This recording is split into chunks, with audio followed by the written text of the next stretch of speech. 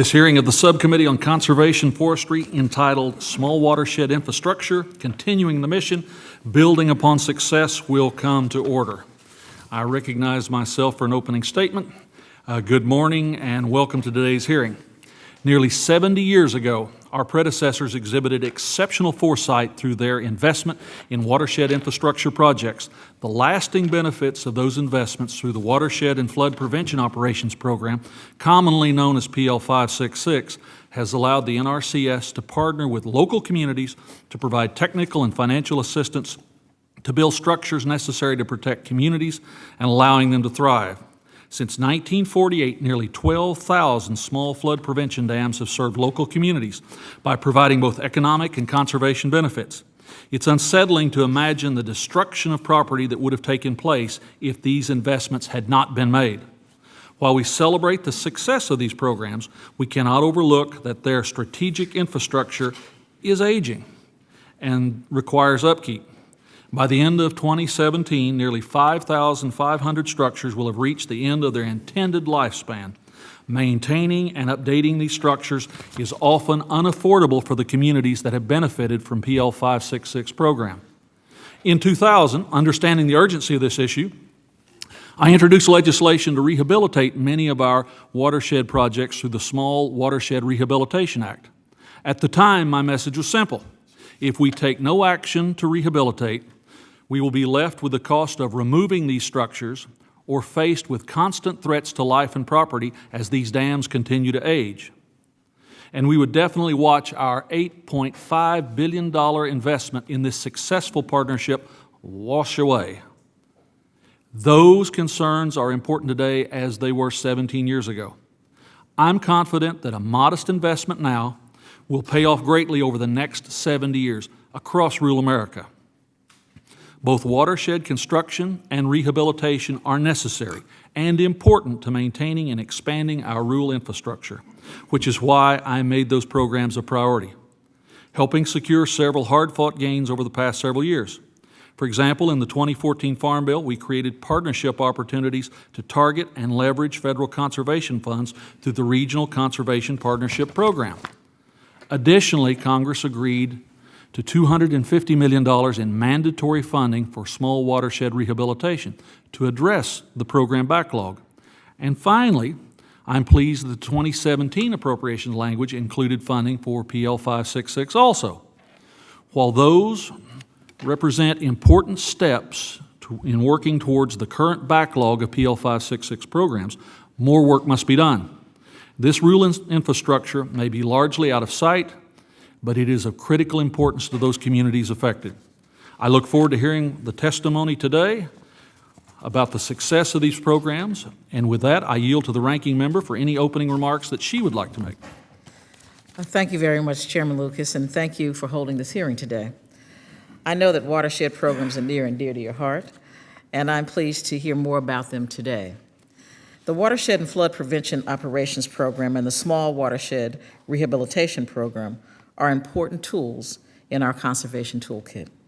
These programs play an important role in preserving the viability of our farming communities and landscapes. One of the biggest benefits of the watershed programs is the flexibility and engagement provided at the local level through project sponsors. These projects are largely dictated by local interest to help address resource concerns in the health and productivity of individual watersheds. With over 1,300 active or completed watershed projects, this program has left a mark around the nation. As I learn more about this program, I am amazed at the scope of the projects that can be undertaken within this authority, from water quality to soil erosion control to fish and wildlife enhancement. This program seems even more important as we acknowledge the effects of climate change. Programs that help address flood mitigation and drought for our farmers only become more important with each passing day. These programs make our watersheds more resilient in the face of escalating extreme weather events. As you may know, Lake Erie, where I live, faces challenges from toxic algae blooms that wreak havoc on ecosystems and taint drinking water for many Ohioans. As we discuss watershed programs today, I hope to learn more about the advances to improve water quality that may be beneficial to Ohio.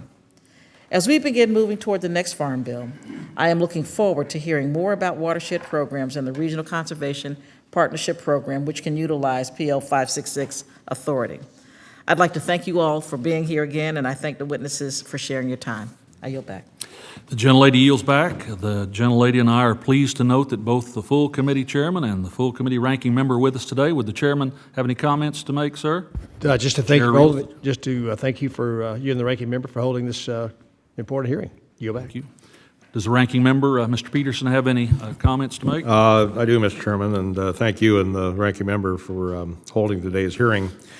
I know these watershed programs, especially the small watershed rehabilitation program, are important to you. We've discussed this over the years, and you've been a long-time advocate and been part of including it in the Farm Bill. So I'm glad that we can have other members learn more about these programs today. I'm pleased that John Feeney from my district in Minnesota is joining us at the witness table today. John is the chair of the Red River Management Board, and I've had the pleasure of working with him closely over the years. And thank you to him and to the rest of the witness panel for being with us today.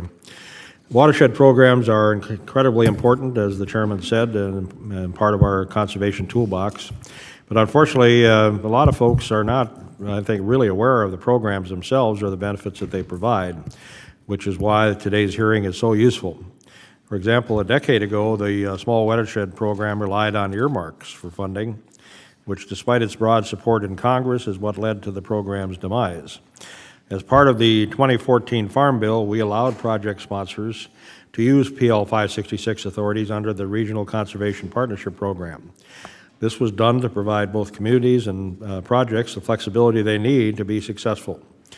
I expect that at this hearing you will hear and learn more about the experience that local watershed districts have had, and in my district have had, utilizing the RCPP 566 funding, and the way they've been trying to find practical solutions to expensive and controversial flood control challenges. So I think that this is an important topic. I think that a lot of folks will be interested in learning about this, and I want to thank you and the ranking member. I yield back. Gentleman yields Mr. back. Chairman, I was derelict in not recognizing Kevin Burns from Wise County, Texas, a panelist on the second panel, a longtime watershed advocate and a near constituent of mine. So please excuse me for that gross oversight on my part. The important observation is duly noted. Thank you, Mr. Chairman. And with that, the chair would request that other members submit their opening statements for the record so the witnesses may begin their testimony and to ensure that there's ample time for questions. I'd like to welcome to our witness to the table, Mr. Jimmy Bramlett, Deputy Chief of Programs, Nrcs, Washington, D.C. As you can tell, we're a fan of this, Mr. Bramlett, so you're recognized for 5 minutes. All right, very good. Thank you, Chairman Lucas and Ranking Member Fudge and members of the subcommittee. Thank you all, actually, for the opportunity to be here today to talk about the Natural Resource Conservation Service and our watershed program. We appreciate the ongoing support this subcommittee has demonstrated for voluntary private lands conservation that help us improve the nation's soil, water, and related natural resources. But before I talk specifically about the watershed program, I'd like to make a couple of comments about NRCS's organizational structure and our mission. We have 2,800 field offices fanned out across the country. And that's important because these field offices provide technical and financial assistance to local landowners. And as you may know or may not know, more than 70% of land ownership in this country is held by private landowners.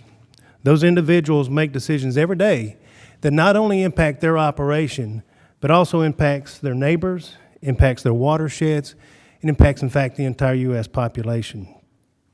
Our Conservation Technical Assistance Program basically is the backbone of offering that technical assistance to these private landowners.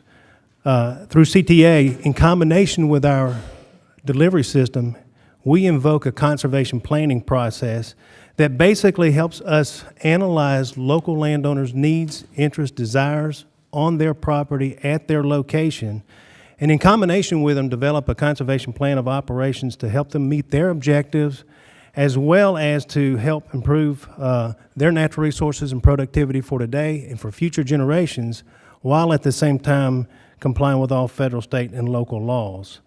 So this sound science that we bring to these private landowners on a daily basis not only helps improve the nation's natural resources, it also informs policy development to make sure that taxpayer investments in conservation achieve the greatest return on investment as is possible.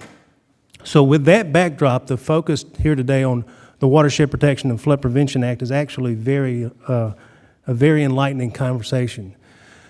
The Watershed Protection and Flood Prevention Act not only helps us deliver that technical and financial assistance to private landowners where they live on individual property, but it also gives us the authority to work with communities and through eligible sponsors. And in those communities, we can work with them and do conservation planning for critical infrastructure activities that help also address broader natural resource issues that may be realized other than what's happening on an individual farm or a ranch. So the value of such an integrated approach has been demonstrated over the past 80 years and particularly over the past 63 years with the Watershed Protection and Flood Prevention Act. Since 1947, even with its predecessor, the Flood Control Act of 1944, we have invested in over 2,000 local projects with local sponsors. And we've constructed almost 12,000 watershed dams to date. And through this process, we're realizing on an annual basis almost $2.3 billion a year in average annual benefits. Some examples of those benefits include protecting 610,000 homes, 61,000 bridges, 46,000 businesses.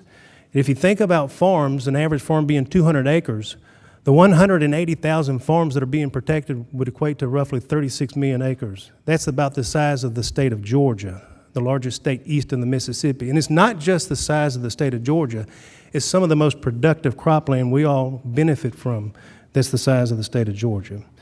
But despite these successes, we are talking about man-made infrastructure here. Man-made infrastructure does require continued attention. And to date, Nrcs has identified about 2,000 structures that are high-hazard structures, needing attention for public safety concerns. We estimate that it would take approximately $7 billion to address some of those public safety concerns. And we also think investing in those upgrade todays may help us benefit by reducing the overall investment should we continue to delay.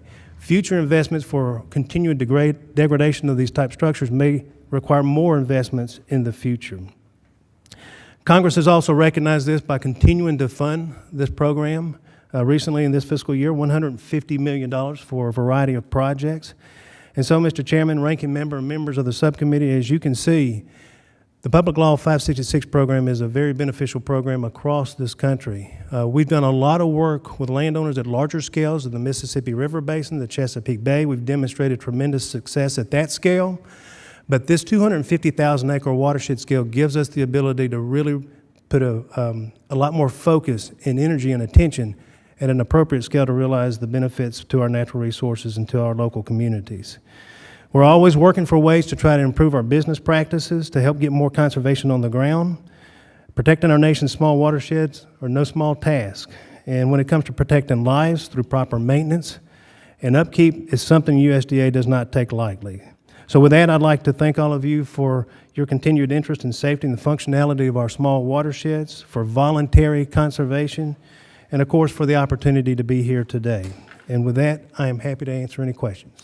Thank you, Deputy Director. And the Chair would like to remind members that they'll be recognized for questioning in the order of seniority for members who are here at the start of the hearing, and after that, members will be recognized in order of arrival, and I appreciate my colleagues' understanding, and I recognize myself for 5 minutes.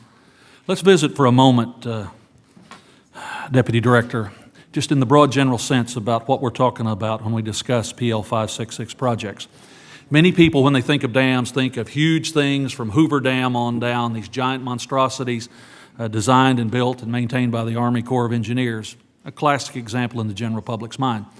But PL 566 dams work under a different concept, correct? Instead of giant structures, you have networks of smaller earthen dams working in an interlocking fashion to provide, in many instances, tremendous amounts of flood protection, but not one big structure.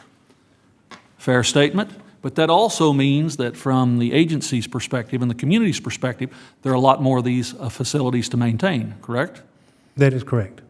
So in general, you are exactly correct on all fronts. These structures basically, when originally planned, were put in the upper reaches of these smaller watersheds to help catch some of that early rainfall. And you're right, they are also positioned and laid out in such a fashion to maximize flood prevention from an early perspective. So the early rainfall, 100-year storms, basically individuals downstream are not going to see any change in the channel.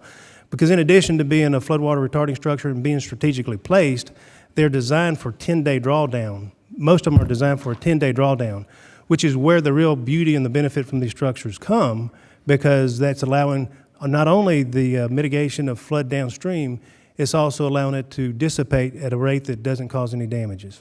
And within 10 days, be prepared for the next event, Exactly. wherever that may be. Exactly. And let's talk for a moment about the nature of the structures themselves. The original technology dating back to the 1940s. Science has improved that. The metals in the valve works, the design works, the letdowns, the way we build spillways. I've had folks tell me in the field that these 50-year designs that we originally went with the new technologies and the new materials, while not rated for it, we might potentially get a century's worth of good out of the rehabilitation process. Is that a fair assessment? That is a fair assessment. In fact, many of the early structures that were built with a 50-year design life. And even into the 1970s, some of that technology was coming on board, and many of the later structures were built with a 100-year design life. Today, anytime we do a rehabilitation activity, we really work toward trying to get that 100-year design life. And so not only the new technology for the materials that we use, but the way we do planning, the efficiencies that we can gain with some business practices associated with that, help make for a much more efficient delivery of conservation to individuals and to landowners. And I would note to my colleagues, there are very few infrastructure projects that the federal government is involved in or partnered with other entities that have potentially a century's life expectancy. Think of bridges, think of roads, think of everything else. This isn't an exception in that area. Let's talk for a moment about the nature of the rehabilitation program and how this is not just a federal effort, but the local entities are required to put up resources to do things as a part of that rehabilitation cost coverage. That's exactly right, and that's one of the beauties of basically all of the voluntary programs that NRCS brings to bear. It's not just federal taxpayers that are carrying the brunt of the investment. So NRCS, as I mentioned, works through a voluntary approach. We operate off of a request for assistance. And many times when we provide information to local sponsors as they articulate to us their issues and the concerns, when we talk about the flexibilities and the authorities of Public Law 566 and its related legislation, they are willing, sometimes in the face of budget uncertainties, to make some financial commitments on their own to try to progress in addressing those resource issues and concerns.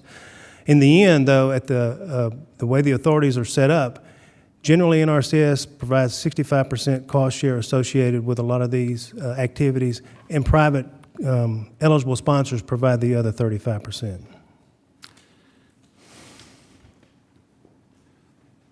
That said, of the number of projects that could be completed, because we're only talking about a small percentage of the potential sites in North America that could be addressed in these projects, just off the top of your head, if the resources were available, how many more structures are there at some stage in the process, initial planning, initial consideration on the new construction side? Off the top of your head, Director? Right. We have roughly 30 projects in construction today, and roughly 80 projects in the design phase, and another 70 with watershed plans ready to move into the design phase. And then many more in the assessment phase, looking at these structures, looking at the downstream hazards and trying to identify those to get those prepared for planning. And so it's a sequence of pre-planning, planning, design, and construction. So it's fair to say, if a member represents a district that does not have any structures in place, whether in rehabilitation or new construction, there are a number of opportunities around the country where this technology, these techniques could be used to apply to enhance the flood safety issues. That's exactly right. It's still an opportunity with the authorities to address those issues and concerns. Thank you, Deputy Chief. With that, my time's expired. I turn to the ranking member and recognize her for 5 minutes. Thank you very much, Mr. Chairman, and thank you for being here as well. Mr. Bramlett, in your written testimony, you comment on how flexible PL 566 can be, particularly in delivering additional conservation investments beyond those focused solely on flood damage. Could you talk a bit about the scope and types of projects other than those that directly address flood damage? Sure. Originally in the 1954 legislation, a lot of the work we did land treatment. When I say land treatment, I'm talking about that one-on-one conservation technical assistance we offer to private landowners to help them plan and install conservation practices that will reduce soil erosion, improve water quality, increase wildlife habitat. So some of the early work we did was primarily to make sure that we reduced erosion that possibly could get into these watershed structures and reduce sedimentation, siltation, and try to extend the life of these structures. As time moved on, the flexibility of this program grew in popularity. And so from a water quality perspective, we had more requests come to us. In addition to just the structural measures, we had many community requests come to us asking for us to address some of those soil erosion, water quality, wildlife habitat type resources alone. And we've been able in later years to address those as resources have been available to us. Thank you. Ohio, Michigan, and Indiana are currently leading a national RCPP program designed to reduce the chances of harmful algae blooms developing in Lake Erie's western basin. How has or might PL 566 be used within such a project? So PL 566 can do basically everything that the other programs that our agency has to offer. And that's what I talk about, the beauty of the integrated approach from PL 566. So many of you are aware of our environmental quality incentives program, our easement programs, as well as RCPP conservation stewardship program. Through those programs, we typically work one-on-one with landowners to address their needs. Through the Regional Conservation Partnership Program, we are looking at a geographic area. Generally, it's a larger geographic area than the 250,000 acres outlined in Public Law 566. So as we work with those landowners, we've seen demonstrated success even at those larger scales. In those larger scales, basically what we're finding is we can remove a variety of streams from EPA's 303D listing of impaired streams. Some of the wildlife-focused activities we've done out west, we brought species back from being on the brink of being listed on the threatened and endangered species list. And what that's allowed is those landowners to avert potential regulations associated with the Endangered Species Act that they might otherwise face. So PL 566 gives us the ability to work with those private landowners, but at the same time, work with those leaders in local communities who also are seeing issues. Sometimes when we're working with private landowners, we can make a lot of progress, but when community leaders get together and see issues beyond individual farms in a collective fashion, then through eligible sponsors, we can connect with them, and then they can help lead and guide some of that local prioritization for conservation planning and conservation investments. And so with this delivery network that I've talked about, to me, that's one of the beauties of our delivery system is that we have local people in local communities who understand the local soils, who understand the local climate, who understand the local agriculture, the agricultural economy, the limitations on individuals, and the limitations on communities. So from that integrated approach of both the community and the individual landowner, PL 566 is a fantastic program to bring to bear. Thank you, Mr. Chairman. I yield back.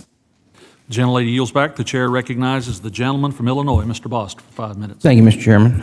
Mr. Bramlett, in Illinois, we don't have a lot of the small watersheds, but we do face a lot of challenges with the watersheds as they relate to the Mississippi, Ohio, and Kaskaskia River in deep southern Illinois, which are huge watersheds. So that being said, PL 556 that's implemented by the Nrcs, how does this program function differently than larger management systems that we do on these larger rivers? Well, the authorities of PL 566 limit us basically to 250,000 acres.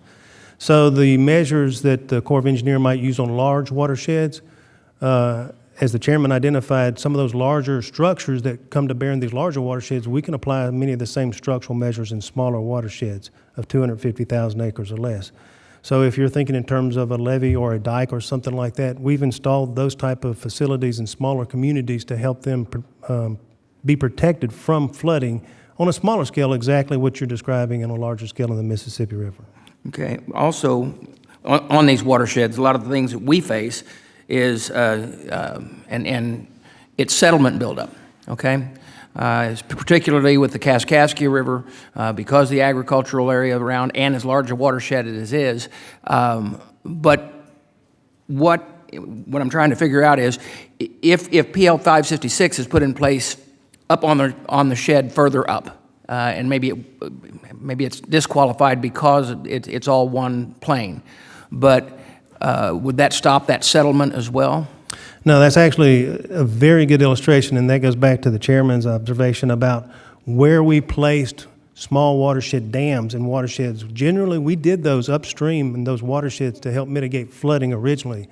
But with the land treatment protectors upstream of those structures even more, we also prevented additional erosion and sedimentation from moving downstream. So even in a larger, broader watershed of beyond 250,000 acres, we can use PL 566 in such a means where we can break up that watershed to smaller 250,000 acre increments where these eligible sponsors have an interest, desire, and a willingness to sponsor such projects and help alleviate the larger, bigger issues that you might see on the Mississippi in a situation like what you're describing. Well, I appreciate that information. With that, I yield back. The gentleman's touched on a very good point. By building these interlocking systems, they benefit everyone from the raindrop that hits the ground to the Atlantic or the Pacific. With that, the chair recognizes the gentleman from Minnesota, Mr. Peterson, for 5 minutes. Thank you, Mr. Chairman. Mr. Bramlett, did you read Mr. Feeney's testimony? No, sir, I sure did not. Okay, well, you're going to be here to listen to it? Yes, sir. Okay. One of the, we've been struggling with controlling the water in the Red River because it flows north and, it's flat and there's a lot of problems. And we appreciate the help that we've gotten from NRCS. But one of the, and right now they're trying to spend $2.5 billion in Fargo to run the water around Fargo-Moorhead because we haven't been able to control it before it gets there. And we've had problems with the Corps trying to recognize what we're doing and so forth. But one of the things that's in Mr. Feeney's testimony is one of the problems we're having out there is the way they've implemented these cost-benefit deals. They do it by individual watersheds. And what we're doing is we're trying to manage the whole basin, and the way this gets implemented, I guess, they don't take into account the overall impact, of the situation, and so it makes it difficult to make these projects qualify. We tried to get some changes when this RCPP thing was set up, but they weren't completely implemented, and so whatever you could do to help us kind of work through this, because the amount of money that has been wasted over the years in the Red River Valley with the erosion that's happened and, everything else, all the money that we've spent on these floods, we could have, control all of this with that money easily and been a much better situation for the environment. So I think we're just kind of caught up in, I guess because the 566 are limited to a certain amount of size, and then they want to limit the benefits to that size or something, but that doesn't necessarily always make sense, So whatever you could do to help us try to get through that and try to have a more effective response, it'll save the taxpayers money and... Yeah, absolutely. While I'm not familiar with that situation, we're more than happy to look at it and provide information back to this committee and others about what limitations we have within the existing authorities we have, and then what kind of potential remediations there might be associated with that. See, and I don't know if there's some limitations on your authority that preclude you from doing what needs to be done. If there is, maybe there's a way we could legislatively do something to give you those authorities, because it just seems like a wasted opportunity and a waste of resources to not address it. Right, and it could be that, again, not being familiar with a specific case, it could be a situation with how the watersheds were set up also. So there could be some reconfiguration of the 250,000 acres in order to be able to try to achieve the cost benefit. Maybe that's already been attempted, but if there are other limitations, we're happy to look at that and provide feedback to let you know. Yeah, I think that is one of the issues. We did look at trying to make it larger, we had one of the most successful projects we have out there, the North Ottawa project, which was just a subject of kind of a press opportunity last week. That got funded with all state money because it didn't qualify. And it's just, what it's doing is phenomenal. You know, not only from surrounding area being eliminated from flooding, but the wildlife that's been benefited and everything else that goes on with it. If we had 30, 40 of those North Ottawa projects, they wouldn't have to spend $2.5 billion trying to protect Fargo-Moorhead. So whatever you could do. Okay, we look forward to seeing that information and providing a response. All right, thank you very much. I yield back. Gentleman yields back. The chair now recognizes the gentleman from Louisiana. Thank you, Mr. Chairman. Thank you, Mr. For 5 Farmer, for minutes. being here. Question, under the current statute, have you had any problems partnering with any watershed projects that could benefit a community? At this point, we, as I mentioned earlier, operate off of a request for assistance. And so, being voluntary in nature, we basically, in having a backlog, that kind of demonstrates that we really haven't had a problem trying to partner with communities. Now, there are times when we're working and making information associated with PL 566 aware to potential sponsors. And so, because, as we mentioned earlier, this is a collaboration of federal and non-federal resources, sometimes local sponsors work for years with us to try to find a means to put up the non-federal resources. And so, but from the PL 566 side of the equation, it's a very well-received program, and I would have to say we have not had any challenges with trying to find partners or working with partners out there across the landscape. Would you recommend any policy changes, or are there any policy changes that need to be implemented to help streamline the program? Right. Well, as I mentioned, we're always looking for improvement on business practices associated with how we deliver the program in a streamlined fashion. We talked about new technology of materials for construction and the like. Nowadays, we can use LiDAR to do a lot of the improvements in conservation planning associated with these projects. From a policy perspective, that's the privilege of the committee. However, the authorities come to us and resources that come along with those authorities, we'll work to implement those as efficiently and as best we can. Okay. Thank you, Mr. Chairman. I yield back. Gentleman yields back. The chair turns to the gentlelady from New Hampshire for 5 minutes. Very much, Mr. Chairman. I appreciate it. Thank you for being with us. I wanted to talk about what's going on in New Hampshire, which is a reaction to the changes in our climate, which are rather dramatic. It's close to 100 degrees in New Hampshire today, which in my lifetime is a rare occurrence, and we're in for another long, hot summer. Last summer, we had a drought for our farmers. But a few years back, just a couple of years ago, I have one community that had, over in Keene, New Hampshire, the 100-year flood 2 out of 3 years. So I'm definitely concerned about flooding, and I'm particularly concerned about the budget cuts that are coming down from the White House. I appreciate the chairman bringing this topic to us. I support the programs, but I understand you have a tremendous backlog, and I want to have a discussion, if we could, about how we're going to address the backlog, how we're going to help our farmers and ranchers and preserve, create these dams and preserve our communities from floods, given the cuts that we're facing in your budget and other budgets across the Agriculture Department. So thank you so much. In 2015, Congress asked Nrcs to develop a multi-year plan for addressing some of these aging infrastructures. And we basically delivered that report in December of 2015. I mentioned in my verbal testimony that we've identified some 2,000 structures that need roughly $7 billion of investment for public safety concerns. As a big part of that report back to Congress, there were roughly 220 projects needing more or less $1.4 billion of investments.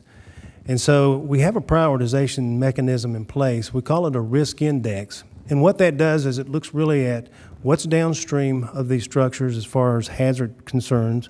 What is the shape of that valley like downstream? How many people might be impacted? What other kind of utilities and what other kind of infrastructure might be impacted? And then what is the likelihood that the sponsors are going to be able to and willing to participate with us on a collaborative effort to try to address those issues.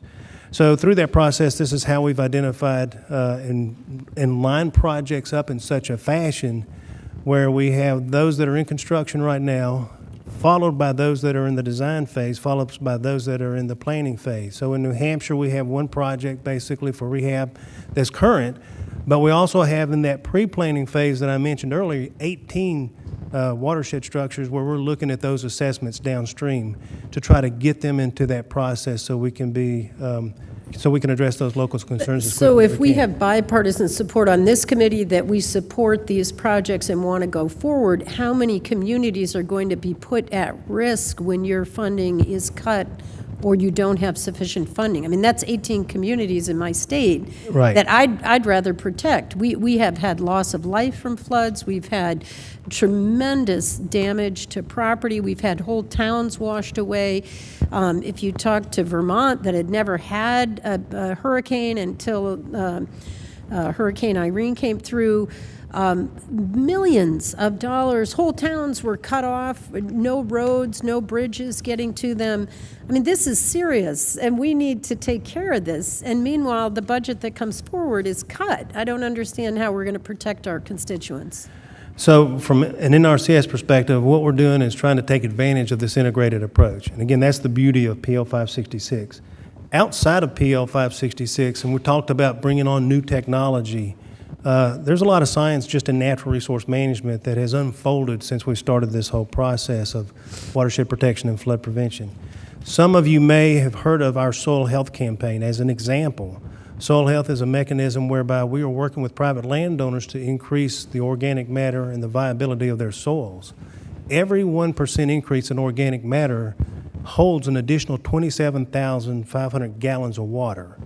And when you start to multiply that out across all of the acreage above some of these watershed structures, that's a big deal. And not only does it hold more water for drought times and from a climate change perspective, but also when you have floods, there's more aggregate stability, more structure, there's more infiltration. So that also helps reduce flooding as well. So those are just a couple of examples of complementary activities that we have with that individual landowner delivery system that I keep talking about, along with the integrated capacity of the community delivery system under PL 566. And so when we can work with individuals, we can make a lot of progress and we can do a lot of good things. When we can work with communities and individuals, we can do a lot more. Well, thank you. My time is up. I thank the chair for having the hearing, and I hope you'll use your clout with the Appropriations Committee to get the funding we need. Thank you. I promise my colleague every day in every way. The gentlelady yields back. Turn to the chair, now turns to the gentleman from Mississippi for 5 minutes. Thank you, Mr. Chairman and Ranking Member, again for holding this important meeting. Thank you for being here. 7, 8 years ago, I didn't understand the value of watersheds and backwater levees, and I thought the Corps of Engineers just handled all the flooding things. And I think it was in 2013 when we had the Mississippi River flood in Mississippi. And as a serving guardsman, I got to go down there and was shocked to find out that the majority of the things that we were depending on to save our citizens from a massive flooding and the levees and dams breaking was not the Corps of Engineers, it was these watershed projects and these backwater levees and all those things. So I came to really value the importance of those things. That being said, that 2013 flood stressed those levees and those backwater levees and watersheds to the point that there's damage done when you stress something to that degree. It is imperative that we continue to reinvest in this program because, as most people say, an ounce of prevention is worth a pound of cure. If we don't put the money on the front end, we'll pay for property damage on the back end. So that being said, Mr. Bramlett, you note in your testimony that NRCS strives to not only preserve resources, but also to make the taxpayers get the most out of their investment. How does the collaborative approach stretch dollars further? So through this program, as well as a lot of other programs, but as has been highlighted earlier here, we provide federal resources, but only to a certain extent. Non-federal resources come into play. And so that way, not only do collectively we as federal taxpayers have an investment in these resources, but those who are living in the local community and realize those benefits also have that investment And the other thing about that, it's not just that investment. They have that ownership, that sense of achievement, that success, that appreciation, that social capital. Everything that goes with being part of a project like this is realized as we are successful in constructing, completing, averting flood damages, improving soil quality, improving water quality, reducing soil erosion, increasing productivity. All of those things just makes all local communities feel much better. In addition to that, when we do these projects, not only are we trying to make sure that there's that balance of federal and non-federal resources that come to bear for the investment part of it, but we pursue, as Mr. Peterson was talking about, a pretty rigorous cost-benefit analysis to make sure that whatever federal taxpayer benefits are being invested, there's a greater return on that investment than what's actually put forth. And then finally, I would just point out that as we're talking about some of the risk associated with these aging infrastructures, and we've mentioned this before, but it bears mentioning again, and that is making sure that as we have this backlog right now, those structures and those situations that have the highest risk are the ones that we invest in first as well. And you know, I also think people don't realize we're all pretty parochial in Congress, or seem to be. But you know, it matters what Illinois does with their watersheds, even though I'm way down in Mississippi, and it matters what Arkansas does and what Mississippi does when it applies to New Orleans, because all those run into the same headwater, which runs into those places. Mr. Bramlett, with the recent appropriation for PL 566, how quickly will local communities be able to move forward on construction for rehab of new projects? So as I mentioned, we have 30 dams in construction right now, 80 in the design phase. With the allocation that we recently received, we expect to expend all of those funds within 12 months. So that just shows you, as the process continues to unfold, we continue to work with local sponsors. I mentioned that they often are making critical risk management decisions from a financial perspective, many times in the face of uncertain budget circumstances. So, but it's pretty amazing to watch them work with us, enjoy, understand, appreciate the process and the partnership between the federal and the non-federal resources, and continue to work to a point where they can be ready to go and help them put conservation practices on the ground, works of improvement, other community construction activities as soon as resources become available. Thank you. Mr. Chairman, I yield back. Gentleman yields back. The chair now recognizes the gentleman from Arizona for 5 minutes. And thank you, Mr. Chairman. Mr. Bramlett, first of all, I appreciate the work that the agency does. It does an outstanding job given the funds it has. I just want to briefly go over a couple of things, though. When you would indicate $7 billion to address public safety, that's just for the 2,000 structures that are at very high risk. Is that right? That is correct. And then you go on to, they include the 5,400 structures by end of 2017 that are at risk also, but at a lower level. And then we have unmet needs and new construction on top of that. So the $7 billion is not the real number. There's an extended number past that. What is that number? Well, it's a dynamic system, and the dynamic system in that every year we have more dams come on life, or rather meet their 50-year age requirement. Others are meeting their end of design life, and then we have others that are still maybe need to be addressed because of high public safety concerns. So, for example, when we originally built these 12,000 watershed structures, only 970 of them were built as high hazard structures. But being from Arizona, you understand the urban sprawl of Phoenix. Me being from Georgia, I understand the urban sprawl of Atlanta.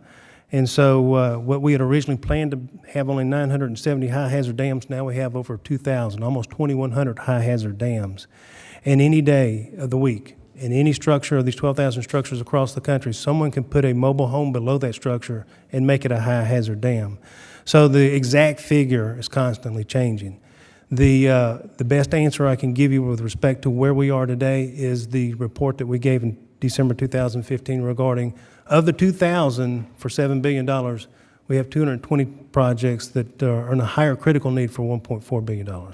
And I believe that partnerships are important in this process, but it appears that the current administration and two previous administrations have all decided that the burden should fall mostly on local government and local organizations and not the federal government, although we've built many of these structures, and it helps us to improve, as the gentleman from Louisiana indicated clearly, the entire downstream process that's going on, whether it's federal lands or private lands that are downstream from these structures.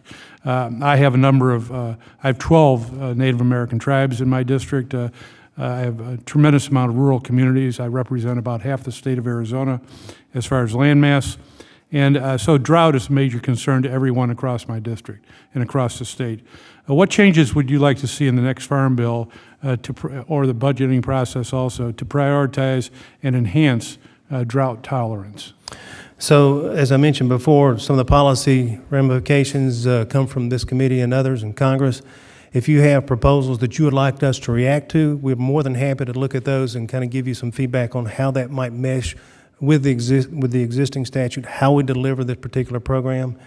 Some of the other activities, I know it's a different animal out west when we're talking about soil health and range as it is in the east versus highly managed cropland versus landscape situations in the west. But the principles of PL 566 have been applicable across the board, whether it's agricultural water management, rural water supply. Some of those authorities that this program has to offer are there to come to bear fruition. The challenge that we constantly face is the fact that we do have a backlog, and local communities and sometimes these more expensive projects without the federal investment would have a hard time making those improvements in and of themselves. So you would agree that the federal investment part of this equation cannot be just passed off to the side that we don't have any skin in the game. We need to have skin in the game to protect those federal lands that are also at risk. It has been my experience in 20-plus years of doing watershed planning at this scale that there are some communities without that federal investment would not be able to install those works of improvement themselves.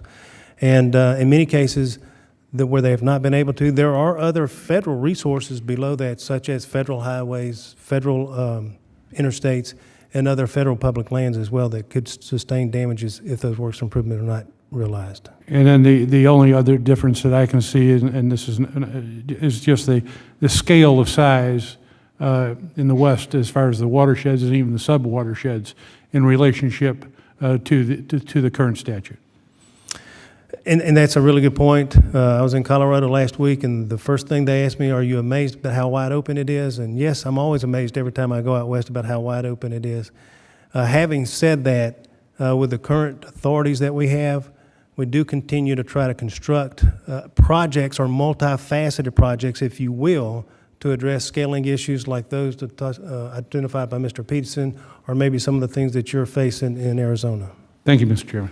Gentleman yields back. The chair now turns to the gentleman from California for 5 minutes. Thank you, Mr. Chairman.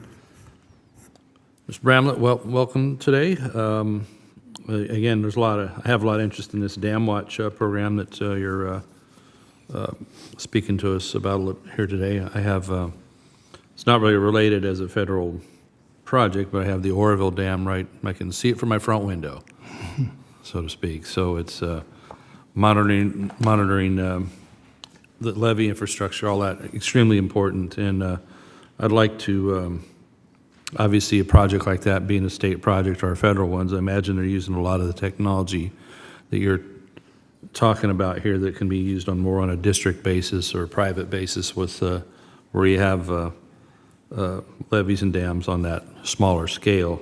So can you walk us through how the collected information is used when you receive that to allocate efforts, resources after some type of an alert has come across, or even if there's not an alert situation, just how that would integrate into a regular maintenance schedule? How's that information applied? It's through an app, right? Right. So I need to give you a little bit of background information to fully answer your question. And we've talked a lot about public safety, and we've talked about the need for capital investments for upgrades and improvements. That said, public safety can't be ignored. And so we continue to work with local sponsors, even though these structures are their responsibility, to try to help them address public safety issues and concerns. One of the ways we do that is each year for these high hazard structures, we go out with them and do an operation and maintenance inspection. And as a result of that, if we identify issues and concerns, we alert them to those, In some cases, they have the resources to try to develop the designs for remediation. In other cases, they depend on us to develop designs. In some cases, they have the resources to address it. In other cases, they don't. We're talking almost 12,000 structures here. In addition to having that annual operation and maintenance inspection, we also have on these high hazard structures developed what we call emergency action plans. And this is part of the assessment activity, some of this pre-planning effort that I talked about a little bit earlier. What we do as a part of that process is we look downstream, and God forbid, should there be a dam failure, we identify what that flood zone would be. We call it a breach zone. That emergency action plan is meant to identify what structures are in play, what utilities, what bridges, who the local emergency management personnel happen to be, what their phone numbers are, what their contacts are. So this Dam Watch system basically is a means of collecting all of that information along with the original designs associated with these structures, so that if there ever is a situation that we can get to and address in a quick fashion, we know the original design information that helps us more efficiently address any kind of catastrophic event that may be unfolding.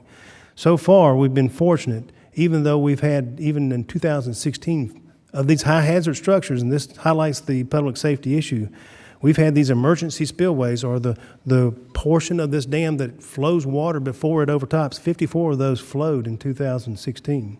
So it is happening out there. So what happens with Dam Watch basically is we utilize USGS's alert system for stream gauges, for seismic activity, and we have all of this information that I just described in this Dam Watch system. What Dam Watch then helps us do is it helps us send out electronic automated alerts to those critical personnel that are identified in this emergency action plan. Depending on the simulated rainfall, we'll take that as the example, depending on the simulated rainfall, there's a certain stage of triggering that goes to these individuals to begin monitoring the situation. And that's not just local emergency management officials, that's state emergency management officials as well as federal emergency management officials. So that's all in real time then as you... That's all real-time information. And it is for all of our watershed structures, 11,000 of our watershed structures, 11,000 of our 12,000 watershed structures right now. So with the pre-planning you talked about here, what if you had a very severe situation or lesser ones? Use the pre-plan, and then as the data comes in on what is actually happening there, you keep track of what water levels are looking like. And is this going to reach some kind of an alert stage where you have to start planning for something maybe a little worse? Right, we're taking the next rainfall from Doppler radar. We know based off of the soils information our agency has in land use what the runoff is going to be like. So we can simulate what the water levels are going to be in these structures. Let me ask, does it look different for an emergency event than it does for just ongoing maintenance? The difference between ongoing maintenance and this type of activity, the ongoing maintenance basically is trying to make sure that there's no large-scale vegetation that appears on the embankments, the earthen embankments, that there's regular mowing, that if there are routine maintenance activities associated with a trash rack that collects trash before it goes into the riser, needs to be replaced. Those are examples of regular type of ongoing maintenance. This type of activity is more of a monitoring for public safety. Yes, sir. I better cut off there. I'll yield back, Mr. Chairman. Thank you. Gentleman yields back. Would the gentleman yield for one moment before we dismiss our witness? The discussion we've had today about all the planning and the organization that's gone into these structures, the maintenance and the emergency plans and everything that's coordinated, the success of this program is really quite astounding, whether it would be a federal government program or anyone else's. But part of the problem we've historically had is in a body where all the grease goes to the squeaky wheel, this works so well, it's hard to get people's attention about maintaining and expanding the success. That's the difficult part. Gentleman yields back, I yield back. The chair and the ranking member wish to thank the deputy chief for a very thorough presentation today, and you're dismissed, sir. Thank you so much. And with that, we would like to, when they're ready, welcome the next panel of witnesses to the table.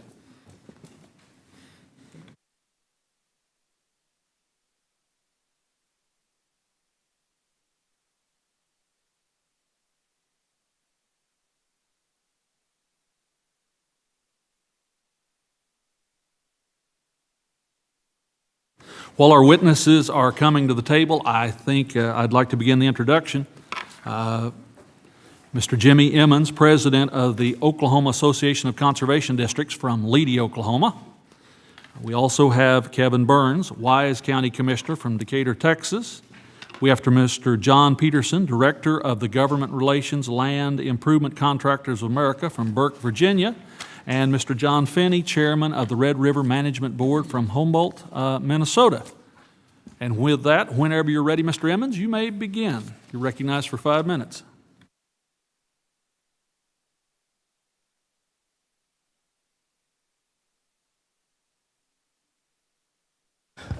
All right, how's that? Good morning. My name is Jimmy Emmons. I want to thank the committee, Chairman Lucas, Ranking Member Fudge, for this opportunity today. It's a great honor, and I do not take it lightly. I'm a farmer and rancher from Dewey County in western Oklahoma. My wife and I, Ginger, farm 2,000 acres of farm ground, run cattle on about 7,000 acres of rangeland. The Emmons home place has been in our family since 1926. I'm speaking to you this morning because serve on the District Conservation Board there in Dewey County, a local sponsor of 2 watershed program projects, 22 dams, multiple land treatment practices associated with these projects. I live and farm around these projects as we speak. There are more than 600 of these flood protection dams within 75 miles radius of my farm. I'm very passionate about stewardship and conservation as it relates to our soil and our water resources. It'd be easy for me to testify about the rich history of the Watershed Program in part because of Western Oklahoma and the Watershed Program go way back. I can recount one story my grandfather told me about a small drainage ditch he started on our farm in 1934 that became a gash 40 foot wide and 25 foot deep in one night. That ditch turned out to be a warning sign that we still talk about 83 years later, known as the deadly Hammond flood, which killed 17. That piece of our history is just one of the reasons that Oklahomans now have 2,107 watershed program dams and countless conservation practices. The USDA Small Watershed Program changed the face of western Oklahoma, and when it did, it changed our future. When I became a grandfather, it sharpened my thinking about my future. My 4.5-year-old grandson now is my motivation to speak up about the Watershed Program. The program represents an estimated $15 billion investment in conservation infrastructure. As a local project sponsor, it is essential that we are good stewardships of this investment. This requires a healthy federal, state, local partnership that brings administrative, technical, and financial assistance to bear matters relating to the Watershed Program infrastructure. If you travel in the county roads in my area and state highways, even Interstate 40, some portion of that road is protected by a Watershed Program dam. The local economy is driven in part by grain, cattle, oil, and natural gas that relies daily on this protection. The roads and bridges that carry our children to and from school are protected by these dams. Our schools, with long other key elements in the community, are protected by these dams. The partnership between Nrcs and local sponsors is critical in keeping this protection in place. Nationally, in 2018, we've talked about this morning, will be a milestone of the Watershed Program where nearly half of the 11,840 dams will reach their engineered expected life. It was constructed by SCS and Nrcs, so we're reaching a critical point this coming year. While 9 out of 10 Oklahomans live and work within 20 miles of the Watershed Program dams, many of these folks are unaware of the silence that they do. If we let this investment protection slip away, it won't take long for them to be affected. The Watershed Program needs congressional attention if the future Americans want to enjoy the same safety, protection, benefits, and productivity of the Watershed Program presently delivers. In 2000, Representative Lucas led the development of the rehabilitation legislation that ensured our nation's investment in the Watershed Program had the opportunity to continue. Legislation gave the Congress the ability to reinvest in these structures. Congress has taken the right step in the direction with local sponsors, statewide partners have responded with OM dollars, rehabilitation matching funds, technical and other financial assistance. I cannot overemphasize the importance of the Congress, USDA, and NRCS full partnership in this watershed program. In closing, where I live, we have something we call farm sense. Farm sense is a good thing. Some folks have it, some folks don't. Farm sense would tell me if I invested $750,000 in a tractor, tillage, and seeding equipment and refused to grease that and safely operate that before it goes to the field, knowing that that equipment would have a significant capital investment that I put into it and still would not protect it. We've invested $15 billion in the conservation infrastructure. It's no different. Farm sense tells me that Congress needs to reinvest in this important conservation program. Thank you. Words well spoken, Mr. Emmons. And the gentleman yields back. The chair now recognizes Mr. Burns for 5 minutes. Chairman Lucas, Ranking Member Fudge, and other members, thank you very much for this opportunity to speak today. I'm Kevin Burns from Decatur, Texas. I've been serving the citizens of Wise County for 15 years as a county commissioner. I've been a teacher, volunteer fireman, small business owner, small rancher, and I still raise some cattle and hay crops in a small way in Wise County. I'm a past chair of the National Watershed Coalition.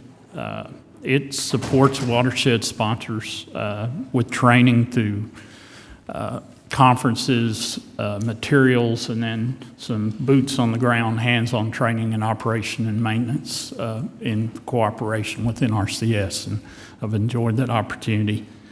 My written testimony contains some national facts and figures about the benefits of the watershed program, but what I really want to share with you today is, and why I traveled here, is just to talk about what happens on a daily basis in my experiences in Wise County and what it means to us. Wise County has 108 flood control structures in our little 900 square mile county. We have 85 dams that normally contain a pool of water, and I learned today that that drawdown was, or that slow release was 10 days. I didn't know that until today. Just knew it worked very well. We have 23 grade stabilization structures that are just small levees with V-cuts to either slow or direct the flow of water.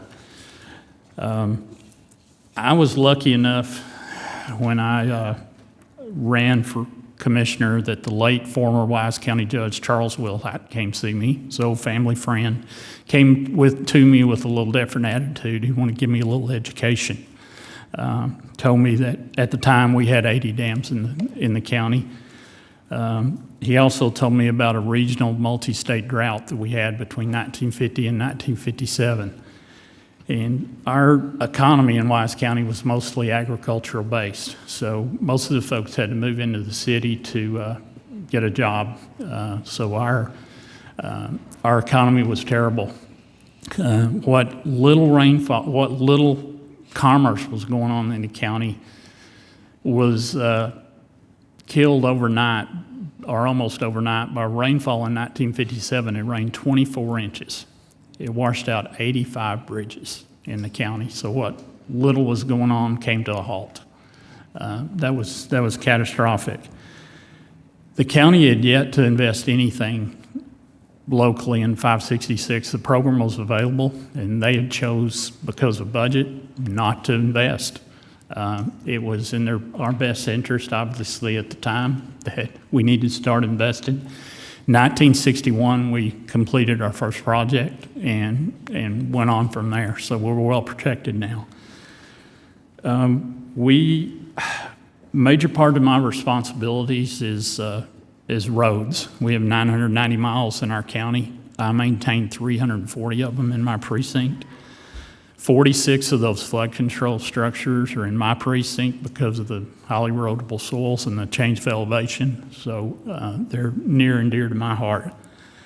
That importance of those dams was exemplified in 2015 in the spring. We had rainfalls, our yearly average rainfall fell in the month of May that year. So we had 9 washouts in my precinct.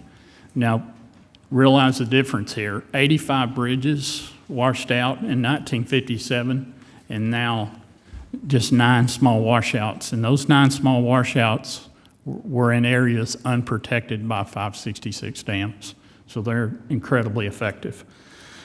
I've heard arguments that these 566 dollars, that it needs to be a local investment and not a national investment. But we do put skin in the game. We put in conservation practices above these dams. We get the right-of-ways. We have, and it's just not local benefits. Those benefits go downstream. They're areas outside of our county, other counties.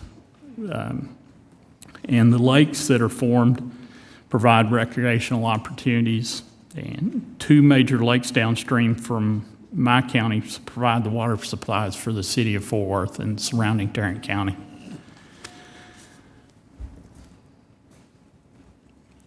The NRCS district really needs to plan and do some new projects. We've got several deficiencies in my county. My story of this program benefiting my county is one of thousands across the nation. I appreciate you letting me share it with you. As you move forward into the 2018 Farm Bill, I encourage you to provide adequate funding for this program. It's much needed. And thank you very much for your time. Thank you, Commissioner. Mr. Peterson, you're recognized for 5 minutes. Mr. Chairman, members of the subcommittee, I'm representing the Land Improvement Contractors of America today, and it's our contractors that have installed many of these watershed dams throughout our nation. In my previous years with the Soil Conservation Service, I also have planned projects, designed dams, constructed dams as a project engineer, and directed the Watershed Program nationally.